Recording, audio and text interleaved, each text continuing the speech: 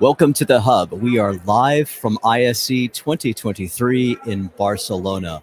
We are here in Hall 5, stand J500. And for those of you who can't make it to the show, we're bringing it to you live on our Hub broadcast. I'm joined today by Thorsten Goecke, our business director for EMEA. Welcome, Thorsten. How are you? Hello, Garth. I'm very well. So great to be back here at ISE. Yeah, I mean, after a 2-year hiatus, we're back here in a big way here in the stand. Absolutely. Yeah, and now you were here last year as an attendee.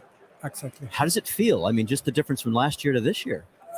We walked the show last year, which was interesting, being on the other side and walking and having some time, while today we started here, right, with the new booth concept, with some of the nice solutions we are presenting, and it is stunning, right? It took us like 30 minutes, 45 minutes, and then the booth was crowded. You've seen it. It was packed. In fact, why don't we share some of that footage with the folks at home who can't be here? Let's show you an example of what it's like to be here in Barcelona. Enjoy.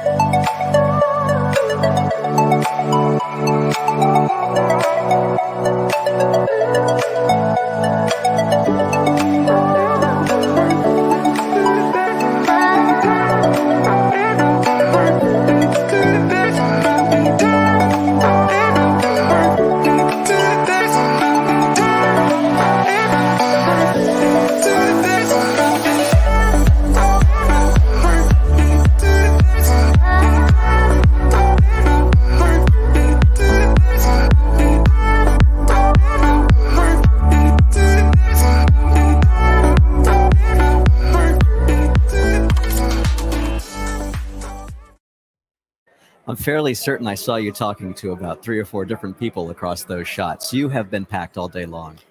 So far, I would say meetings back to back, really. It is amazing, right? We started, our partners came in as usual. They brought their customers, integrators, dealers, and Yeah, it's been good. So once again, we're in Hall 5, booth J500 here at the ISE show. We're here through the 3rd of February. If you can't join us here in the stand, of course, we'll have all the great information for you. So why don't we talk a little bit about what we're doing here in the stand now. So we came in with a new stand concept, just as you described. We've got 4 zones. What are we showing here for our friends back at home? Yeah, after I say quite some years, we said, let's redesign the stand overall. And with the past years and the experiences we've made, we also thought a little bit of changing the approach, reaching out to our customer base. As you say, it's 4 stations in the booth. It is all based on certain applications. So we show a corporate application, we show an education application, just to give a kind of an impression how people could use our product portfolios, right? Every station is showing a different type of product lineup out of our portfolio.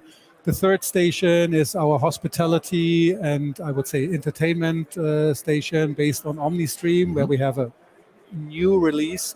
Can talk about that in a second, I guess. Mm-hmm. And last but not least, we have the station where we show our velocity, right, for control, asset management, room scheduling. So pretty impressive what the team of sales engineers and the product managers developed for this year's show. And as Thorsten describes the booth that we have behind us, if you didn't get a chance to see our booth preview yesterday, I was here with David Shamir, and we did a complete rundown of the stand. So check that out on our YouTube channel. You can see exactly how we've set up the stand as we gave you a sneak peek. Of course, now the rest of the world has seen the stand, and it's been very entertaining to watch people come in and see something a little bit different here, you know, and I think that's really speaks to the value of ISE, not just for us here at Atlona, but for our partners. And for those that haven't had a chance to see our stand, something magical happens when we get here to ISE. There's about 24 Atlona and Panduit people here in the stand. And then all of a sudden, it just swells. Our partners come in and they bring on all of the guests, really. Yeah, let me add, watch out for new videos and more videos to come on the YouTube channel. I think you've shot already in the morning a couple of sessions with the colleagues in different languages and so on. That is great. Coming back to the point you mentioned, I think that has always been the beauty of working with our partners, right? Our distribution partners in our booth. So as you said, we have like 20 plus people from Atlona. Then suddenly our partners, distributors are coming. They bring their customers, which are the dealers or the integrators. And then together we are trying to develop this kind of triangle, which is our distributor, a consultant, and let's say one of the Atlona team, which can be a sales guy, a sales engineer, a product manager, or it is an integrator, right? And this really makes it so attracting that we have the potential to exchange and mingle and not only talk about the solutions and the technical stuff, it's also sharing some social stuff. And so it's really getting closer with the clients and the partners. You know, that's the interesting part too, because we haven't seen some of these customers face to face for some time now. So that social aspect is important because it's not just manufacturers showing a bunch of black boxes. You know, it's our reps who know the customers and work with the customers on a daily basis, showing a solution. Yeah. I mean, they have a close relationship with their customer base, right? These are the guys they bring over to show what we are doing, and we take the opportunity to grow together, right? And to listen, what is the need? What is the need in their market? What is their personal need while they are facing this or that application on an ongoing basis, and or they have specialized on something, and so they would like to have a certain feature, and this gives us the opportunity really to bring a customer together with our product manager who is responsible for that product, and suddenly he gets that feedback from the market, the direct feedback. Yeah. You know, to be honest, customer voice always counts more than an internal voice, right? I can tell that to our product managers 3 times. It does not have the same weight if one of the customers saying it, hey, I have a bunch of projects where this could help me quite a lot. Well, voice of customer is so critical. That's where we get some of the best ideas. As you said, they're presenting a solution that they need to us, and then we're off to design something like that. We've had a lot of products over the years that have come from a need in the EMEA market. Absolutely. For example, take our Omega Extender Kit Lite, right? There was a huge request from the German education market where we said we need a little better price solution, but we do not need all the features. And I think it turned in one of our best-selling products within the portfolio, right? Even it's a simple solution.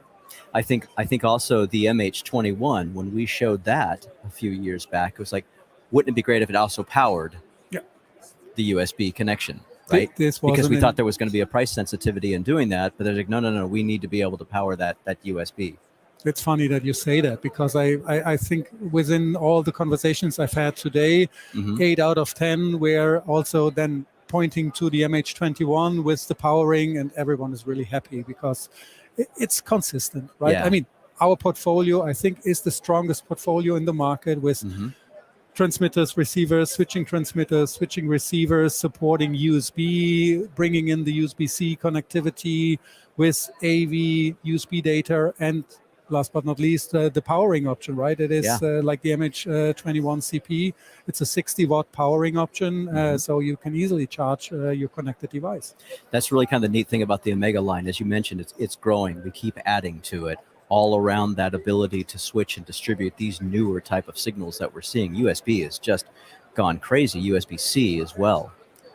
Yeah, I totally agree. So tell me, how has the uptake been, or at least the interest been in the new Captivate line? That just dovetails so nicely into the EMEA line. I think the beauty of the Captivate line is simply that our partners or their partners now have a chance to, by one brand, right, adding certain items to a setup, right? And so they know this thing is tested together, they will play together nicely. We can even within a whole solution for an application, rather it is education or it's a corporate application, like we show in the back with our MS42 Captivate camera, the speakerphone, it's all in there. Right? It's a full ecosystem. Exactly. Yeah.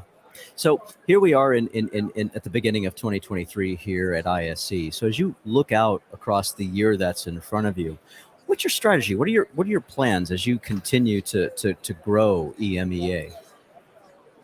Let's put it that way. We've been coming out of two, let's say, very successful years, right? While it was also challenging years. I mean, we all know what happened in 2020, followed by 2021, 2022, not only the pandemic, energy crisis, the economical challenges we had, right, with an inflation and these kind of things, but still we've gone through pretty successful, and so we are not completely changing our focus for 2023. We do what we've done in the past, but we are trying to get more efficient and work closer with our partners. I think that is key, really getting closer with the partners. We are thinking of developing a partner program that we've run already in a few countries to roll it out in other countries as well. A partner program incorporates training. I mean, you are on top of it. We've developed a complete new training program. 3 out of 5 modules are already released, right? You can run the online training. The other 2 with hands-on and re-establishing our training centers in rather Tinley Park or in Schwalbach in Germany, right, is in full progress. And that's really what's coming next. As you mentioned, we just finished that training program within the corporate headquarters in the United States. EMEA is next. Absolutely. So now you plan on bringing partners in and partners, customers in for training? On a regular basis. This is really part of that. We can only create more, let's say, efficiency with our partners, and I mean efficiency in growing together, right? Listening what they give us. This is also a platform where we can exchange experiences and we can educate our partners to a level that they go on site more comfortable in creating a solution. While I think it is key for Adlona that we are looking into solution sales, right? It's kind of interesting the way you said it just now. It almost makes it sound like we are integrating into our partners. I wouldn't say so. No, I mean we are working. We are working together. It is key for us. Without the partners, we cannot exist. So how many?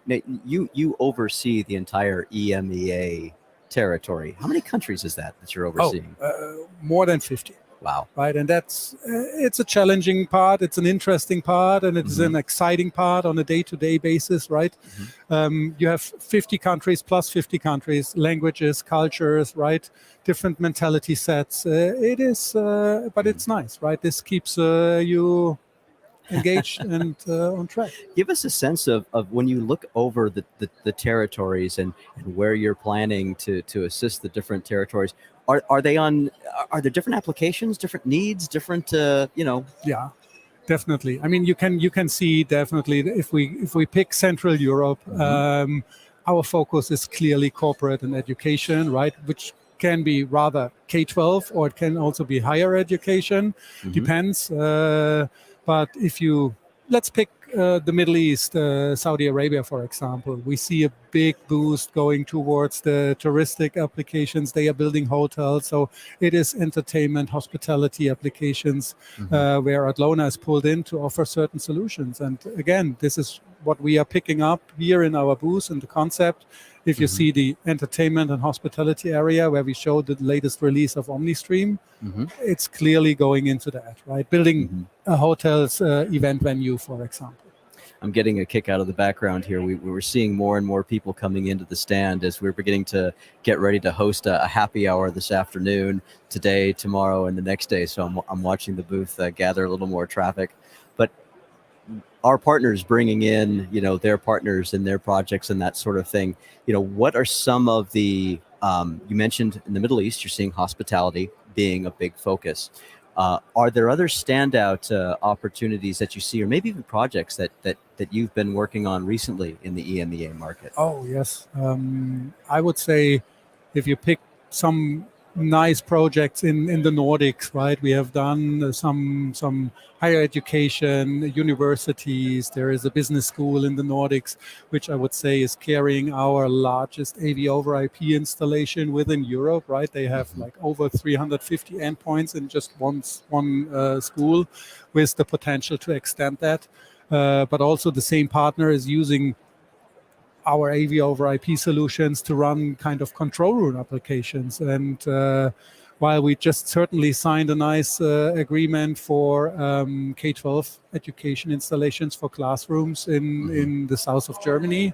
And so it is from all areas to pick education, right? And then corporate, no question, we are working with rather bigger players, and also with the small companies who only need whatever solution for one or two conference rooms.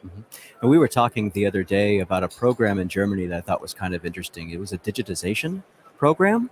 That's true. In Germany, it is called Digitalpakt. This is rolled out by the government to support education, to invest into the digitalization of classrooms and so on, right? It is not like, I think that this happened in the UK, for example, already years back, while Germany was always slower on that. I can give you an example. The school where my son is, this is roughly 1,500 students in that school.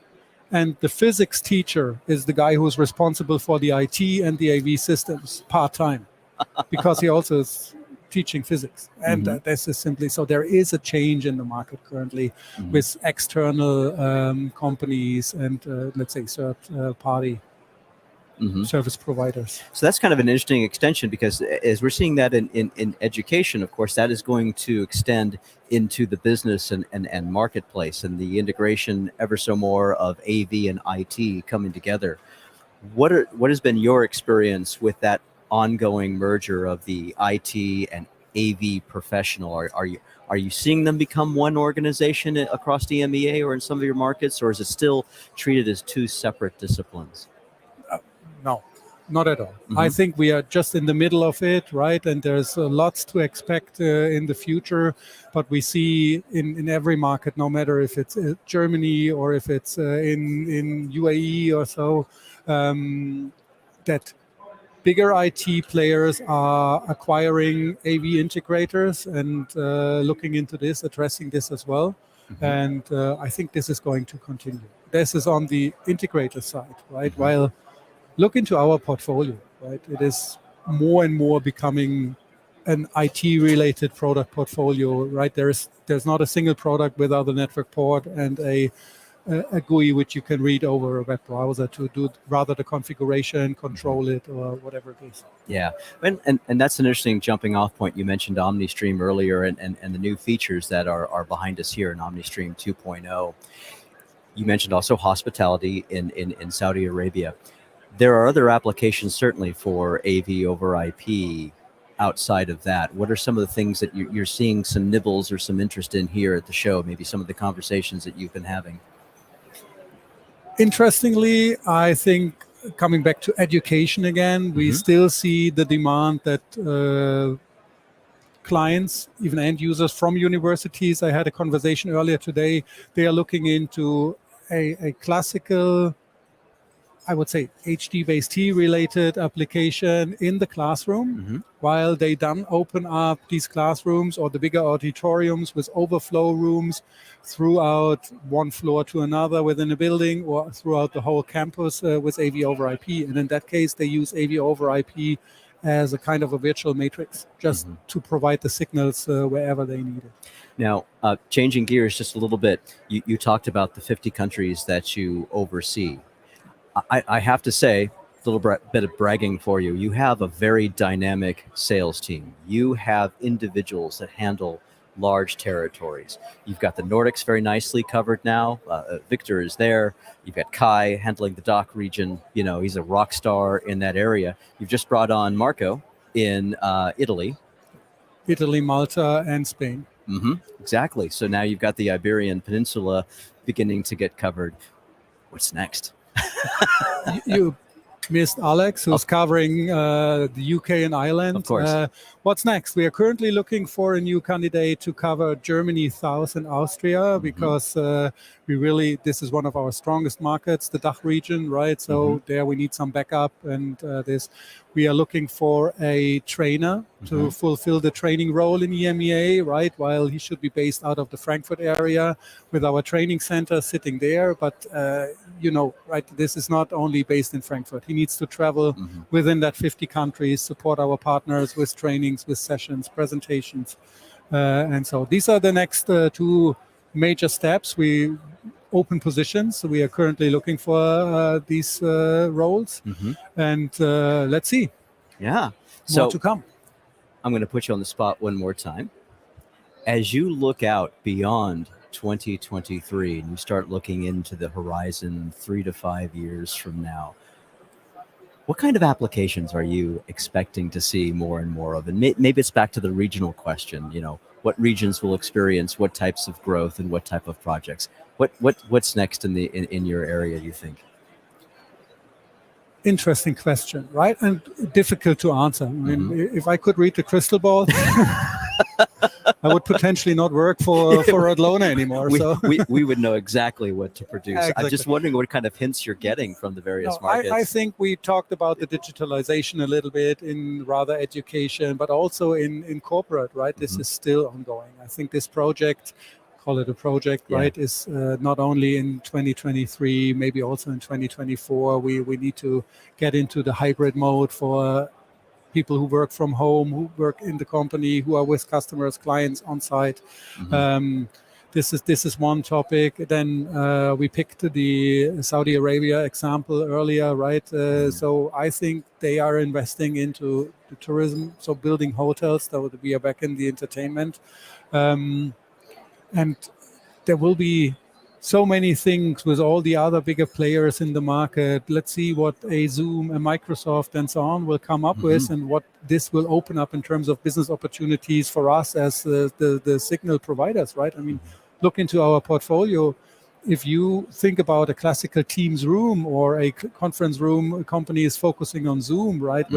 With our solutions, you can open up these rooms to just make them flexible and bring your own meeting. And then it's no matter if it is a Teams, a Zoom meeting, or a WebEx session, or so just connect your device and you can use the complete environment with whatever the meeting client is you are using. It's back to the whole advantage of working with Adlona. It's an ecosystem that allows you to be flexible in how you want to meet, where you want to meet, and who you're meeting with, people here or people remote in that hybrid environment. I'd say you handled the crystal ball question rather well. I snuck that one in on you. Thank you. You didn't know that was coming. I will see. Maybe I can get one somewhere here. Well, I know that I've been keeping you from your customers. I know we were getting ready for the show and about 3 or 4 popped in just wanting to say hello to you. So I thank you for your time. I know I've taken you away from the show floor quite a bit. Thanks again, my friend. I want to wish all of you a very pleasant day. If you do have a chance to come visit us here, we're going to be here for the rest of the week here in Hall 5, stand J500. Also, please be sure to catch our previous program where we gave an overview of the stand. And don't forget, tomorrow afternoon, we have one more Hub live stream coming from the show floor. I'll be meeting with Jamie Swaggart here in the hot seat, and we'll be talking about Adlona and Panduit globally. Looking forward to seeing you then. Looking forward to seeing you here at the show. But if not, please catch us on another Hub coming up. Thanks from my side as well. Thanks for having me, Garth. Great opportunity. And come by, jump on our booth. You will catch one of my sales team, and we were happy to support you. Excellent. Thanks, everybody.